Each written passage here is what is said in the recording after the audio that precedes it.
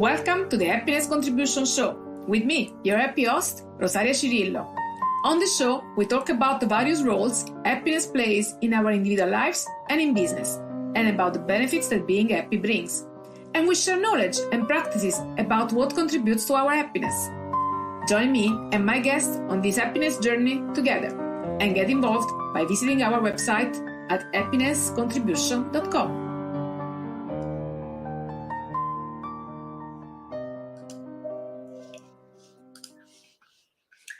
Welcome to the Happiness Contribution Show. I'm your host, Rosaria Cirillo, Italian and living in the Netherlands since 20 years with my Dutch husband and 2 boys.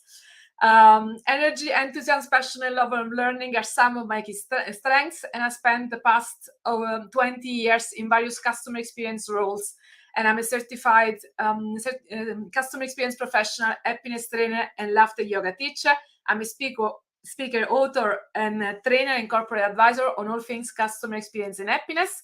And I love to evangelize the role that the science of happiness and well-being have in business and in life.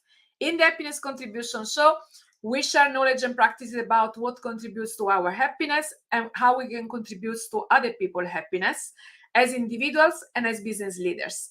And after 3 months hiatus, last week I started again with a solo episode, while today we finally go back into our most common format, which is Trailblazer or happiness interviews. And in today's episodes, I have the pleasure of interviewing Houda Dortland, which is a mental fitness coach, certified life coach, and happiness trainer. And as usual, before I bring up the guest, I love to share a bit more also about how this new connection came into my life. And I first met Houda as a fellow happiness game facilitator. So we were in that community. I then discovered that, like me, she was also the part of the HSA community, the Happiness Studies Academy. She was training there. And first we met virtually and then in person in Antwerp at the Happiness at Work conference last June. There was an immediate click, so we became accountability buddies. After the summer, we started having weekly calls to keep each other motivated to do our work. And then in November and December, which if you have listened to my solo episode, you know were the hardest time of my life, Houda stepped in and actually helped me as a mental coach and really supported me in the practices of EFT. Which we'll tell you all about in this episode. So without any further ado, let me finally introduce you to our special guest today. Houda, welcome! It's so nice to be here. Good to see you once again. Welcome. So the first question, tell us, who is Houda? I didn't say much more than just your title, so please tell us, who is Houda? You know, actually, I always fear this question because I think it's one of the easiest, and sometimes also it's one of the most difficult questions we can ask ourselves, right? Yeah. Who am I? So I think I've answered this question many times before, and it's always a different answer. So, I came to the definition that I am. Of course, I am a woman, a mother, a wife. I like to see myself as a person who explores life to the fullest, curious and open to the world, seeking to help others and finding meaning and purpose in this life, and enjoy the process while we're continuing this journey. So, that's a little bit of my who am I definition. And then what do you do in the daily life? So what does it mean? Yeah, so what I do, well, as you mentioned, as my title, I'm a mental fitness coach. I help individuals and people in organizations. So my main focus the last year was especially with healthcare professionals because of my background being an emergency nurse. The main goal is actually really helping people find resilience and strength, and learning them how to use their mental capacities for them instead of against them. So our mind is very powerful. We all know that. And yeah, there are many challenges in our lives. Personally, there are many things happening in the world. People feel those challenges. Yeah, there's a lot of stress, and we hear a lot about it in the news.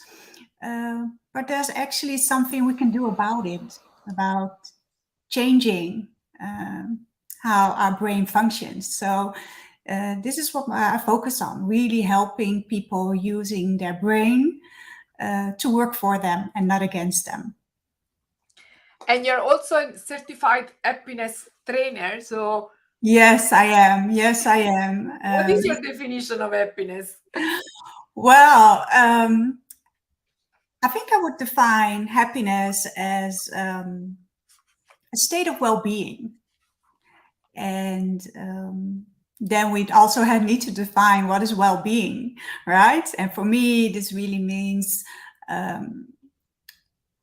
like they taught us in the curriculum, focusing on the basic elements of physical well-being. It's also about the mental capacity, so mental and emotional well-being. It's also training our intellect, having good relationships in the world. And yeah, I think using all those elements together defines the state of well-being. And I also find it's more of a process. It's something we go through every day until we die. Mm-hmm. So it's not something we seek for. It's really something we have to embody and find the small things in every day, in every moment of presence. I believe we can find joy and happiness if we pay our attention and our focus on it. So. Yeah, you mentioned Tal Ben-Shahar, indeed our teacher in the Happiness Studies Academy, and also our guide and mentor, and inspired also by his study and the 5 elements of well-being you mentioned. I created also the sunflower of happiness. So yeah, my next question would be, what contributes to you, to your happiness? So what I call the yellow factor inward. How do you recharge your happiness and well-being? Well, first I want to compliment you on the sunflower. I love it, and I love the way you use the elements, because it is also a really nice definition about the whole being and the well-being experience and happiness. So for me, my personal values, high in the hierarchy, is health. For me, my health is truly my wealth. It's really important for me. So I like it that health is actually on the top of the sunflower. So it really resonates with me. The other thing is simplicity really resonates with me, because I use this a lot in my trainings when I work with people. Understanding how our brain functions and works can be quite a difficult science, and still there are a lot of things we are actually discovering.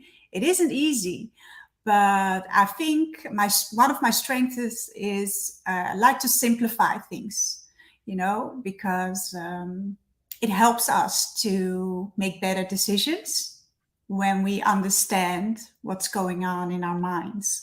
So and I also find that simplicity even consumes less of our energy. So it actually contributes to our mental health, because the simpler the things, the less effort also we need to do with our mind. Exactly. And that's a really good point you're mentioning there, because actually when we're doing the hard work, our demanding jobs, but also in our personal life, the energy goes down really fast, actually, when we're really concentrating and focusing. So this is also something I teach. And when we understand what we're doing and how our brain works, it really makes, we're getting into the state of flow, you know, it makes it more easier for our brain to function, and it boosts our performance as well. So yeah, that's the simplicity part I resonate with. And of course, when I was looking at your sunflower, I also saw some personal challenges. It's not like, of course, this is my study, this is my work, and this is truly something I breathe in and out on a daily basis. But I'm also a human being with personal challenges. So it was also a bit of a confrontation when I was looking at the flower. So if you, I think the two items on your sunflower I need to work on a little bit more is probably the play part. Okay, yeah. Yeah. And even though people would say, I love to enjoy myself, I love to go out, I love to make fun, I love funny people. And yeah, sometimes we can get caught up in our works, right? And we actually forget to play. So yeah, this is, I gonna write it down on a post-it and put it on my computer, and use it as a daily reminder to play some more often, also with my children and my husband, the people I work with. So this is something really important also for our well-being. Absolutely, and it's really funny also that you mentioned it, because I see that this is coming back more and more often. When I share this sunflower, it seems like play is often what most people feel like, oh, but this is what the one that I'm doing the least. And for me, one way to easily reintegrate play in my life has been with laughter yoga. So like starting the day with the laughter has been the easiest way. And just this morning, I was actually singing and dancing in the shower. I was thinking, actually, I would like to ask to my network, how often do we actually do that? Because I catch myself doing it, and I realize, why don't I do this every day? Because it's such a simple way to be playful, but somehow, yeah, it's something so simple, we end up not doing it. So I'm curious now, do you sing and dance in the morning while brushing your teeth or doing the shower? Is that something you already do? Don't tell anyone, right? But actually, well, when I start to sing, everybody starts to complain in the house. So I recognize that, which I guess still, that's probably why we stopped doing it, right? yes. But well, actually, when you mention it, well, I start the day with music.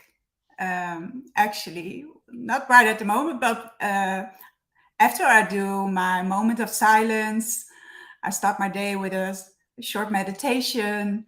And the minute I hear the children waking up, I start the music. So when they come down or when we're sitting at the breakfast table with each other, there's always music on the background. And it really helps just to start your day in a really good vibe and a good mood. And it also helps the kids to wake up really slowly, because I'm quite of a day person. I can get really energetically quiet, and I notice I have two sons and they are like more of the just let me wake up slowly. And then I use music, and then it really helps us to connect and start the day in a really happy vibe. And yeah, so there's always music in the house. I think this is really important. It also helps our brain to connect more, using more high energetic vibrations. It lifts up our mood. It gives us, you know, also it helps also with our performance, you know, and yeah, so music is a big part. So you are doing that, and that's also a way of play. So you actually are doing it already. Yeah, I am. But maybe, well, you're absolutely right. But now I have to do it more intentionally. So Yeah. that's it. Yeah, you're right. And that's often, I know one of the things that I love also from Tal is that the difference that it makes to just do things or yeah. to do them knowing that they're good for you and that you're doing them intentionally, that also makes a difference into impact that they actually have on your well-being. Yeah. Yeah. So thank you for reminding me of that item. Yeah, I have to do it more intentionally, because it's a habit, and sometimes we forget. yeah, we have to also thank ourselves for the good habits we have, right?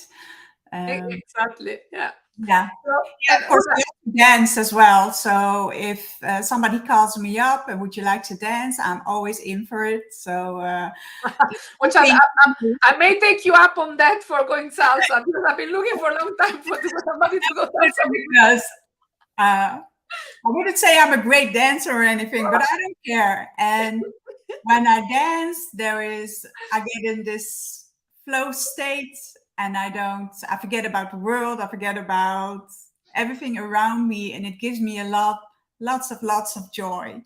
And it also, knowing the benefits of the mind-body connection, right? So your mind relaxes because your body is really moving. Yeah, so dancing. I know we need to make a dancing date, and actually, I'm thinking we are both going to Como in March. So Yes, if we we are. do Yes, that, we are. I look forward to dance with you in Italy. Let's do let's that. do that. Let's find a dancing place in Como during the World Happiness Summit. I'm for And it. before closing on this sunflower, the next question is: how do you contribute to other people's happiness? Which one is your favorite petal to contribute to other people's happiness?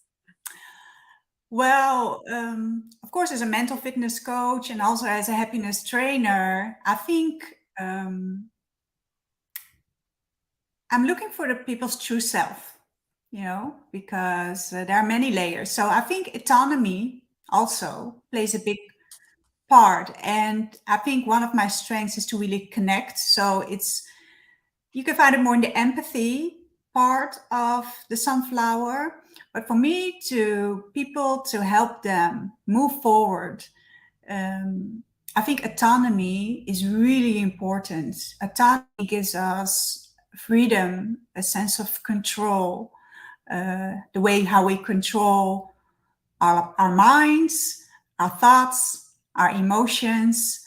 And actually, it's not me who's changing the people. The people are really changing themselves, actually. And I'm just their guide and their coach to just help them become aware of the things they are not able to see at that moment. So, yeah, for me, a really big part of bringing joy and happiness to other people's lives is really giving the authority, the autonomy, and also the confidence to show their true self. Yeah.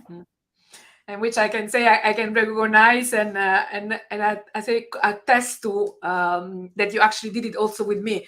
Because if I think for me, one of the most critical moments in the last few months, in the overall entire sickness of my husband was, but whenever I had those critical moments, that I could go in an autonomous way to actually using EFT, and that really, I feel now that I'm in the recovery phase, it really saved me, because it allowed me to face those critical emotions in those critical moments, and I came out of those months in a less traumatic way than in previous hard time in my life. So, what is EFT, Houda? Tell us a bit more about that.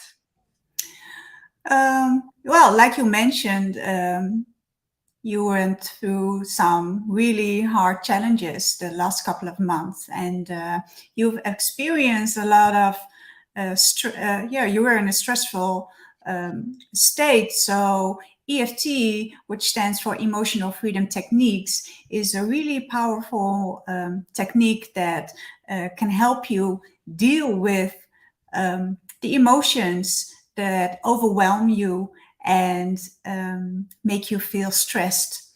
And also, it helps you to gain control over your emotions, your thoughts, and also your belief system.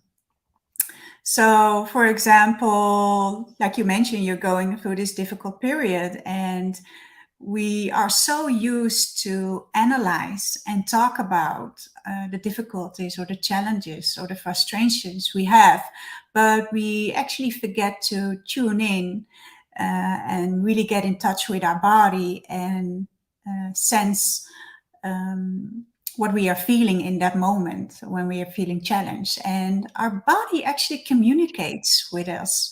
It communicates from outside in and from inside out. And everybody knows the feeling like when they fall in love with somebody, the butterflies that they start to feel in their stomach, right? This is our body who's communicating, and you feel this excitement and these really pleasurable emotions. Well, the same thing happens when we're dealing with difficult times, and we all have those challenges in our lives, including me.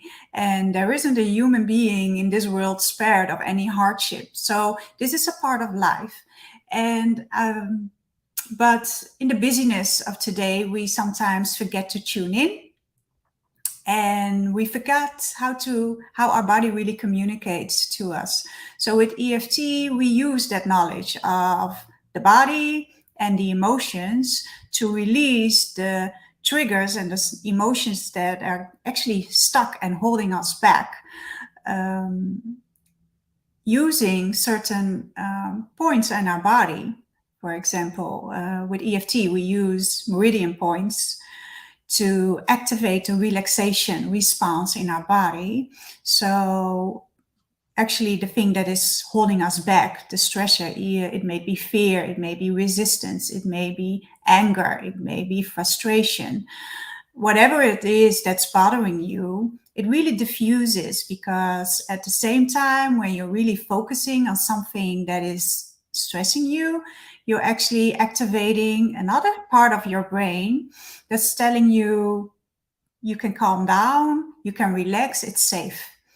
And I really like it because it also gives people the autonomy, because they're doing the work themselves. It's me as a coach, I am guiding you, I'm teaching you the principles, but it's a collaboration. It's not like you're going to the hairdresser and you can just sit down and relax and just let it happen, right? It's really, you have to do the work to make it work. And this is an important part also with EFT, is that it's like riding a bicycle. When you're starting to ride a bike, you have to do it and try it many, many times, practice it on a daily basis for you to really feel the benefits of EFT. So sometimes people have immediate results. I think I can remember a session we had between the two of us, and you had these remarkable insights and really good results, and you could feel it on a rational, but also, and I could also see it on your face. You were completely relaxed and,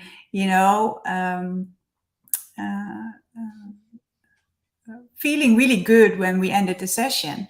And sometimes it takes a bit more, especially when we, every stressful pattern we go through in life is based on previous experiences, right? So it could be that you had a rough childhood or something, or a difficult school period, or maybe your parents had a divorce, or some other hardships you went through. And if you haven't really processed, thank you. If you haven't really processed those traumas and stressful events in a good way, then later in life they can give you difficulties, right? And this is what we see nowadays. Many people are feeling stuck, are feeling stressed. And unfortunate part is, I think many of them also have traumas and not even realizing that they have a trauma. Right? So this is what research is telling us lately. More and more evidence is coming out that many of us have some traumas we still have to deal with.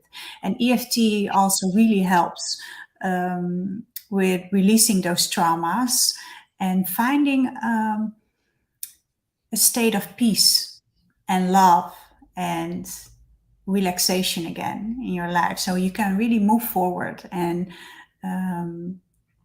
find more happiness and joy again in your life. So I love it. And for me, what I also love of the EFT is the flexibility. So, and it's also always funny, like sometimes when you need to learn a lesson in life, it keeps coming back to you. So I start to really hear more about EFT last year. So first, during a course in June, it was presented to me as a way to increase my motivation. So just focus on bringing in more motivation by activating the various points. In September, I use it during a laughter yoga get together as a way also of connecting to ourselves and connecting to each other and start the day in a positive way. And then with you, we actually worked through real stressful emotion. And what I noticed, and I think it's probably the same session you're referring to, that for me, I was able to go from being completely upset to certain messages actually from my husband in that entire situation, to feeling also completely his perception and his view, and changing that resentment within an hour session to actually love and compassion, and then being able to interact with the other person in a completely different way. And I did that with you guided, but then later on when I had again conflicts with the nurses or just things that triggered my stress, that I could go quickly myself through all the steps. And with the autonomy that you mentioned earlier, it gave me some feeling of control over my emotion as well as processing them. So do you want to give us a bit of more concrete example of what are the steps, and anything else that you think it's easy enough to share within a few minutes? Yeah, I would love that. And maybe we can do maybe a small tapping sequence together, so we can really give your viewers and listeners an insight into what it means, actually. So what we do with EFT, like I said, we are focusing actually on the emotion that is holding us back, we experience as painful or difficult. So to make it easy, it could be something like fear or anger or sadness, right? And what we then do is really identify a situation where you have felt the anger, the sadness, or the difficult emotion. And then I'm just going to ask you just to score the emotion, actually. So really so I'll give you some time to really think about it and just to feel, actually. We're not going to think too much about it, but really start to notice are there any sensations you are feeling, and just rate them between 0 and 10. And then we just start a tapping sequence, actually. And it begins actually by tapping on the side of the hand. And what we do actually when we start to tap is that our body starts to relax while we're actually focusing on the emotion that is actually triggering us. So first of all, we always start on the side of the hands. And I'm just going through the points right now without really stepping into a situation. And it's always, when you mention it, like I said, you start with mentioning the emotion you're dealing with, you're finding difficult, you rate it on a scale from 0 to 10. And sometimes it also helps if you can really tune in your body to feel, maybe you're feeling something in your stomach, or maybe you feel this heaviness on your chest. And you can also mention this while you're tapping. So to mention an example, like, I really feel angry right now about, and then you just state the thing that you're angry about on a scale of 8. So I'm really, really angry right now, and I feel some heaviness on my chest. So this could be a really good starting point.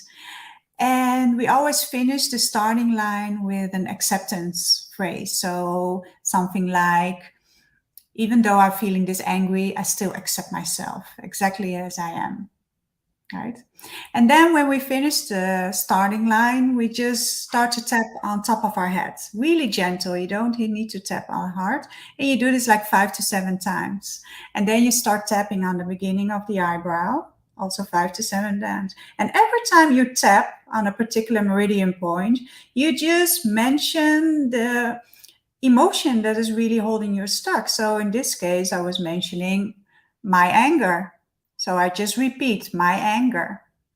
And the next point is really underneath the eye. And I just repeat the same sentence again, my anger. And sometimes I could add in, I feel the heaviness on my chest, my anger. And then underneath the nose, my anger. 5 to 7 times. And then on the chin, my anger. And then there's a tapping point here under collarbone. And again, you mentioned the painful emotion and the bodily sensation. And the last point is underneath your arms, about like a hand width underneath your armpit, and just a gentle tap underneath the arms. And then you can relax your arms again. And then what I usually do is just ask the people I coach just to close their eyes and just lower their heads a little bit and just tune inward. And then just trying to remember the difficult situation again. So they can tune in if this emotion that's holding them back, the painful emotion, is still there. Yeah. And sometimes it dissolves completely in just one round. And sometimes you need to repeat the sequence a few times. So at the end, you want to experience a complete neutral view of the stressful event. So it no longer triggers you in the now. Because the main goal is you are going through a difficult time, you have a stressful situation, you have all this sensation and all these feelings about the situations, but you're actually experiencing in the now, right? While maybe something happened years ago. And it has no benefit. It's actually really holding you back. It only makes you small. It keeps you really constrict. It really keeps you fixed, you know. So it doesn't, on the one hand, does it make sense? Why is that? That situation in the past still triggers us in the present moment, right? So we really are working on to dissolving the painful emotions from the past so that they no longer play a role in your present life. And it really makes you, yeah, like the name says, maybe it's a bit corny, but it's really emotional freedom is the main goal of this technique. And many people find it really beneficial. And as a mental fitness coach, I also use other modalities that come from positive psychology or positive intelligence. So neuroscience. So I use different forms, but EFT for now definitely is one of my favorite because it has many, many benefits. And you can use it with mental, emotional problems, but also with physical problems. Lots of chronic illnesses. When people are in pain, it really works. Also performance issues. So even for those high achievers or sports men and women, also it can help you use EFT to gain more confidence, improve your performance as well. So it has many, many benefits, and I'm a fan of it. Yeah. And I'm a fan too, and I'm really, really thankful to the Great. and to you for having supported me also in that difficult time with it. So thank you for it. I would have so many more questions, but we already are at the final minutes of our show. No. Just trying to get warm. We go to the rapid fire questions before going to the final nugget. So Okay. quick questions. Which book changed your life? Oh, I knew you were going to ask that question. I think it's probably, I read the book from John Strzelecki, The Big Five for Life, and it just hit my heart. It's really emotional, and it's all about the power of contributing, living a life with meaning and purpose, and leaving a legacy. So yeah, for me, that was a really powerful book that started off my journey. I think I read the book 12 years ago, but maybe it was a good starting point for me to really see that life can give us so much more than we are doing right now. Yeah. something that people often get wrong about you. Well, I always say I'm not perfect. You know, people, I do compliment me. Well, you've done many things. You've achieved so many. You're always super fit. You're always, you know, really motivated, really disciplined. But it takes hard work, you know, it takes a lot of effort and it's not always easy. So, um, this is what I try to explain to people is you have to be dedicated. You have to find your northern star to live according to your values and just do the work, you know. And so, no, I'm not perfect. I have my flaws and human beings. like everybody else. Yeah. A snapshot of an ordinary moment in your life that brings you true joy. Oh, a snapshot. Well, like I think my guilty pleasure, and actually, I don't think anybody knows this, but what really gives me joy is just stare at my children, you know, when they have no notion. So it could be while they're sleeping, or it could be while they're playing, or yeah, my youngest is the one who sings in the shower, and I don't think he knows that I'm actually really listening at that moment. So these are the things that really yeah, give me joy and pleasure throughout the day. Yeah. Fill in the blanks. To me, happiness contribution means? Well, contributing to the well-being and happiness to others. So it's one thing to find the joy and happiness in ourselves. It's really a starting point. But then we have to change the I and the you in the we. And I think for me, this is really important to close the loop, you know, to find the true happiness is shared happiness. So I guess the next question, I'm wondering if this is also the answer to the next questions, which is what can we still do as individuals and as leader to increase happiness contribution? yeah. Well, like I mentioned, I like to keep it simple. Well, so it's those micro daily habits or rituals that contribute to our own well-being as to the well-being of others.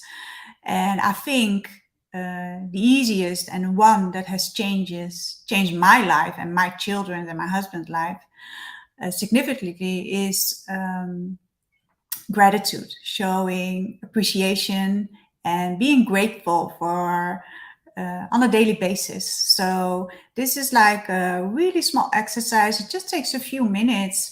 And for us, I usually ask it after we finish dinner or when I bring the kids to bed. I just ask them this simple question: what are you grateful for today? And I always ask them to mention 3 things. And yeah, it really changes your mood. So it also changes how our brains get wired. You really change the structure of your brain. You get more optimistic and you start to think more positively. And I think it's also puts your brain in this relaxed state. So for me, it's also a really good way to fall asleep, to end the day with the 3 things that I'm grateful for. It's the best sleep medication there is. I find. Well, that's a personal opinion, but yeah. Yes. So what is your final golden nugget that you would like to share with the audience? Yeah. Don't wait. Start now. You don't have to live with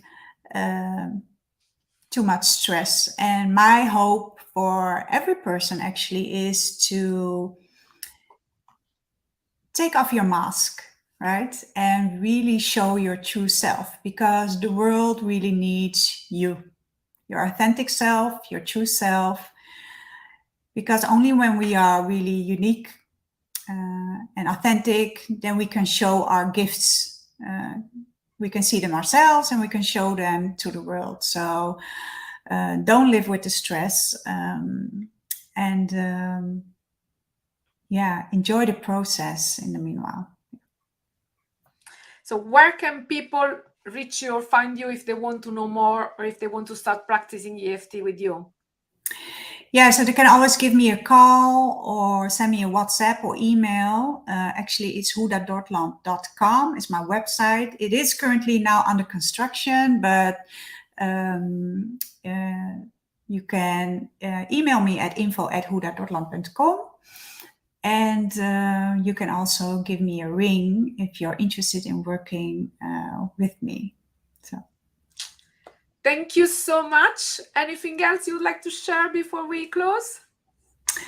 I would just like to thank you. Thank you for this pleasant moment. I really enjoyed this conversation. And I just hope I've been to some value and giving people hope in these difficult times. So absolutely. Thank you so much, Houda, and thank you all for listening. This was all for today's episode. I am Rosaria, and I'm committed to bring more happiness into the world, one customer, one employee at a time, by empowering companies to achieve growth, productivity, and profits through happiness. If I can be of any help or support for you or for your company with my advisory, keynotes, sessions, or training programs, I would love to hear from you, so do get in touch. In the meantime, keep following our podcast, taking care of your well-being, and connecting and radiating from the heart. Thank you all, and until the next episode.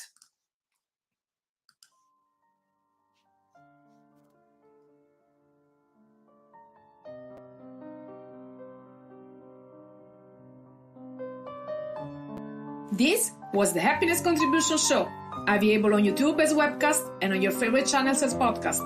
If you like the show, we would appreciate if you share it with one person that may benefit from it too. Subscribe to our channel and tune in for the next episode.